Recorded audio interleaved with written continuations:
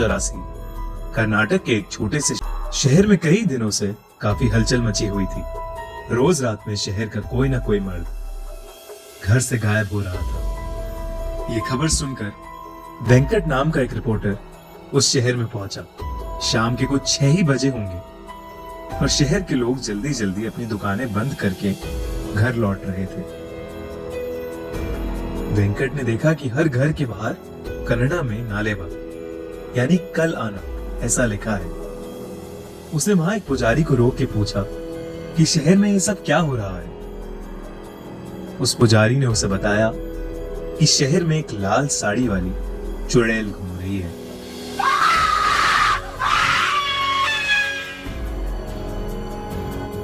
वो रोज रात में घर घर जाके जोर से दरवाजा खटखटाती है।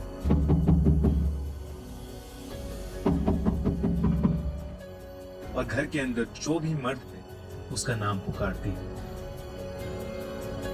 कोई भी आदमी उसकी आवाज को नजरअंदाज नहीं कर पाता और दरवाजा खोल देता है।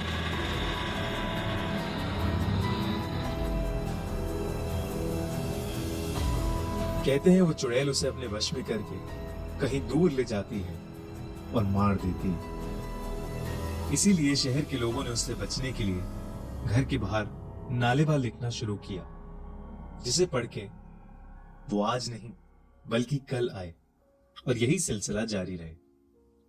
इतना कहकर वो पुजारी जल्दी जल्दी अपने घर के रास्ते चला गया। वेंकट को कल के अखबार के लिए अच्छी कहानी तो मिल गई, पर कुछ ही दूर जाते ही उसका स्कूटर पंक्चर हो गया। अंधेरा हो चुका था और सब लोग अपने घर के अंदर जा चुके थे। अचानक से वेंकट को लगा कि उसके आसपास कोई है, तो वो स्कूटर लिए तेजी से आगे चलने लगा। किसी ने बहुत ही मधुर आवाज में उसका नाम पुकारा, वेंकट, वेंकट। वेंकट ने जैसे ही स्कूटर के शीशे की ओर देखा,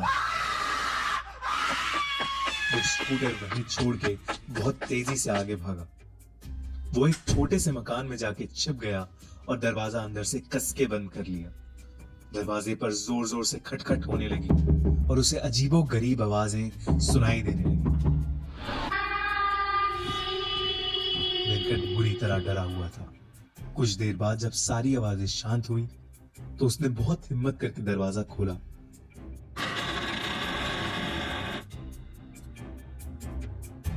तो वहां कोई नहीं था, पर फिर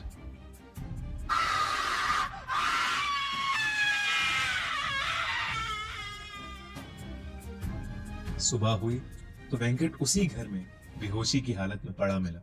वो दिन था और आज का दिन है। वेंकट को कभी समझ नहीं आया कि उस रात उसके साथ क्या हुआ।